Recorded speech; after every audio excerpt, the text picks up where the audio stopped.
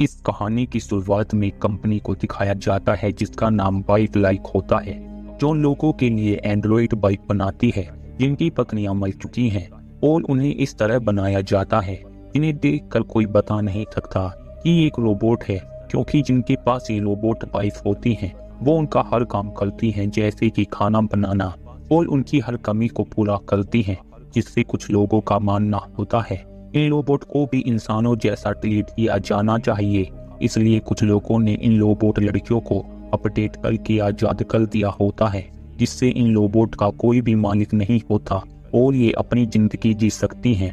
इसलिए इस कंपनी का मालिक विलियम नाम के एक एजेंट को हायर करता है, क्योंकि जो रोबोट वाइफ आजाद हैं वो उन्हें पकड़ कर यहाँ ला सके।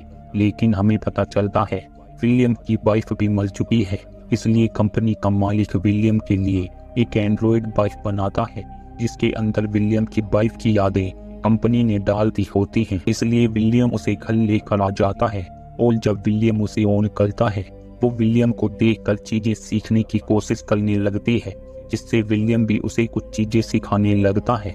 और जब रात होती है विलियम उस रोबोट के साथ इंटीमेट होता है और उसे अपनी वाइफ मैरी के नाम से बुलाता है। अगले दिन वो विलियम के लिए खाना बनाती है और उससे पूछती है कि तुम क्या काम करते हो, जिससे विलियम उसे बताता है वो एक एजेंट है। इसके बाद विलियम अपने काम पर आ जाता है जहां और भी लोग होते हैं, पर उन्हें एक इन्फॉर्मेशन मिलती है। कुछ लोगों ने उन एंड्रॉइड वाइफ को बंदी बनाकर रखा होता है, इसलिए विलियम उस जगह पर आ जाता है जहाँ उसे एक लड़की मिलती है और उसके गले में पट्टा बंधा होता है, जिसे विलियम निकाल देता है और उससे पूछता है यहाँ कितने रोबोट बनती हैं, जो विलियम को बताती है यहाँ 2 रोबोट और हैं। इसलिए विलियम अंदर जाता है जहाँ उसे एक एंड्रॉइड वाइफ मिलती है जिसे मॉडिफाई किया गया था। तभी यहाँ वो आदमी आ जाता है जिसने उन्हें बंदी बनाया होता है, इसलिए विलियम उसे गन फेंकने को कहता है, और वो विलियम की एक नहीं सुनता। इसलिए विलियम उसे मार देता है और उन दोनों लड़कियों को सेंटर लेकर आ जाता है। दूसरी तरफ मैरी विलियम की वाइफ के सपनों को देखने लगती है, जहां वो मैरी की बर्थडे पार्टी में होती है, क्योंकि ये वो यादें होती हैं जो विलियम की असली वाइफ की होती हैं, जो विलियम ने कंपनी से कहकर इस रोबोट में डलवाई होती हैं। पर यहाँ 2 लड़कियां विलियम को मैरी से दूर ले जाती हैं और दूसरी लड़की विलियम को एक आदमी के पास लेकर आ जाती है जिसने नकाब पहना होता है, और वो मैरी को एक कार्ड देता है जिस पर एक चिड़िया बनी होती है, जिससे वो मैरी से कहता है इसे देखकर तुम्हें सब कुछ याद आ जाएगा।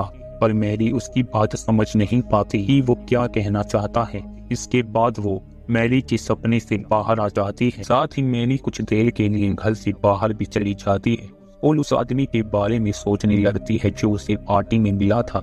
इतने में ही मैरी के सामने एक औरत आ जाती है, जिससे बचने के चक्कर में मैरी नीचे गिर जाती है और वो औरत मैरी से पुरानी बातें याद करने को कहती है, लेकिन मैरी को क्या याद करना है उसे ये पता ही नहीं होता। और जब विलियम घर आता है मैरी उसे सब कुछ बता देती है कि उसे एक औरत मिली थी जो उसे कुछ याद करने को कह रही थी, जिससे विलियम मैरी से कहता है वो तुम्हें केवल परेशान करना चाहती है, क्योंकि कुछ लोगों को रोबोट पसंद नहीं होते। अगले दिन विलियम एक रोबोट लड़की को ढूंढ रहा होता है जो अपने मालिक से भाग कर आई होती है, जिससे विलियम वापस चलने को कहता है, पर वो रोबोट विलियम के साथ चलने को मना कर देती है, क्योंकि उस रोबोट को अपना मालिक पसंद नहीं होता। वो उसे केवल गुलाम बना कर रखना चाहता है। जिससे पता चलता है इन रोबोट के अंदर भी फीलिंग होती है, लेकिन कुछ लोग इन रोबोट का गंदे कामों के लिए इस्तेमाल करते हैं। इसलिए वो यहाँ से भागने लगती है और विलियम उसका पीछा करता है, लेकिन वो रोबोट बिल्डिंग से कूद कर मर जाती है, जिसके बारे में विलियम कंपनी के मालिक को बताता है, क्योंकि विलियम ये देखकर हैरान हो जाता है इन रोबोट के अंदर भी फीलिंग और इमोशन है। पर वो आदमी बोलता है रोबोट के अंदर कोई इमोशन नहीं होते। दूसरी तरफ मैरी जब घर पर होती है यहाँ वो औरत फिर से आ जाती है और उससे अजीब सी बातें करने लगती है कि तुम कोई गुलाम नहीं हो, इसलिए तुम्हें सब कुछ याद करना होगा। और जब विलियम घर आता है वो विलियम को नकाब वाले आदमी के बारे में सब कुछ बता देती है जो उसे मैरी की यादों में दिखा था, जिससे विलियम को लगता है उसके सॉफ्टवेयर में कुछ तो खराबी है। इसलिए वो अपने दोस्त को कॉल करता है, क्योंकि वो जो नकाब वाला आदमी है विलियम उसे जानता है और वो मैरी को परेशान करना नहीं चाहता। इसलिए विलियम उस सपने को मैरी से दोबारा देखने को कहता है, लेकिन उस वाले विलियम मैरी के साथ उस सपने के अंदर चला जाता है और जब विलियम उस आदमी को देखता है वो उसे मारने लगता है और ये सब मैरी भी देख रही होती है। वो आदमी विलियम से कहता है, तुम मुझे मैरी की यादों से नहीं निकाल सकती, मैं उसे सब कुछ याद दिला दूंगा। जिससे विलियम कहता है, मैं मैरी की यादें दोबारा मिटा दूंगा।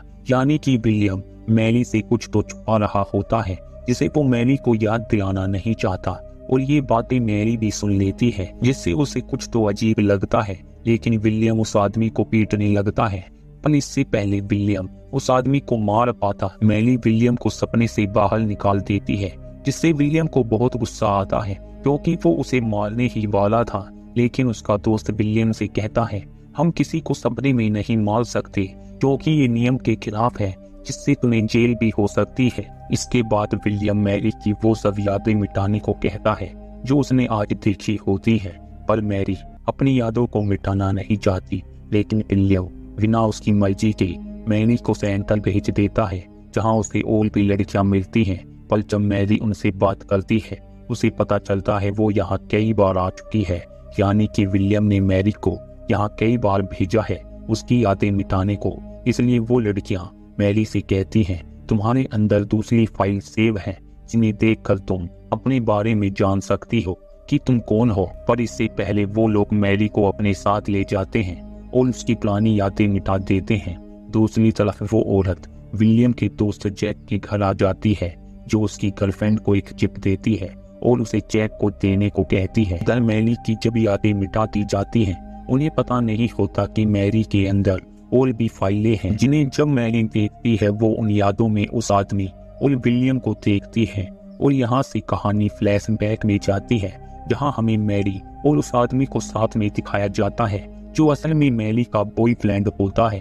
और जब एक दिन मैरी डोनेशन के लिए विलियम के घर जाती है, विलियम उसे देखते ही पसंद करने लगता है, पर मैरी का पहले से ही बॉयफ्रेंड होता है जो उसे बहुत प्यार करता है। और जब ये बात विलियम को पता चलती है वो उन दोनों को पकड़ लेता है और उस आदमी को मैरी के सामने ही मार देता है। जिसके बाद विलियम मैरी को घर लेकर आ जाता है और उसे बंदी बना कर रखने लगता है क्योंकि वो उसे अपना बनाना चाहता है। पर मैरी विलियम को पसंद नहीं करती, इसलिए विलियम मैरी को अपने हाथों से मार देता है और उसकी यादें मिटा देता है, जिससे जो अब मैरी एक रोबोट है उसे लगता है विलियम ही उसका पति है। इसके बाद विलियम मैरी को घर लेकर आ जाता है और मैरी विलियम की सच्चाई जान चुकी होती है। तभी यहाँ जैक आ जाता है, इसलिए वो मैरी को यहाँ से जाने को कहता है।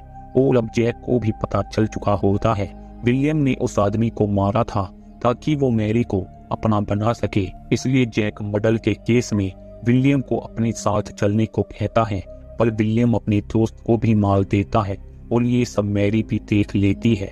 जिससे मैरी विलियम से कहती है, तुमने मुझे पाने के लिए मुझे मार दिया और मेरी याद एक रोबोट में डाल दी ताकि तुम मुझे पा सको, और तुमने उसे भी मार दिया जिसे मैं पसंद करती थी। इसलिए मैरी अपनी पावर बढ़ाती है और विलियम को नीचे गिरा देती है और उसे वैसे ही मार देती है जैसे विलियम ने मैरी को मारा था। और इस तरह मैरी अपनी मौत और अपने बॉयफ्रेंड का बदला विलियम से लेती है। इसके बाद मैरी उन रोबोट में शामिल हो जाती है जो उन रोबोट का केवल गलत काम और अपनी सेक्स की भूख मिटाने के लिए इस्तेमाल करते हैं। इसलिए अब वो सब कंपनी के खिलाफ खड़े हो जाते हैं जो उन रोबोटों को बनाती है। लेकिन जब मैरी न्यूज को देखती है उस कंपनी ने विलियम का रोबोट भी बना दिया होता है और उसके अंदर विलियम की यादें भी डाल दी होती है, यानी कि अब विलियम मैरी को पकड़ने के लिए निकल चुका होता है। इसी के साथ ये कहानी यहीं पर एंड हो जाती है। उम्मीद करते हैं आपको ये कहानी पसंद आई होगी।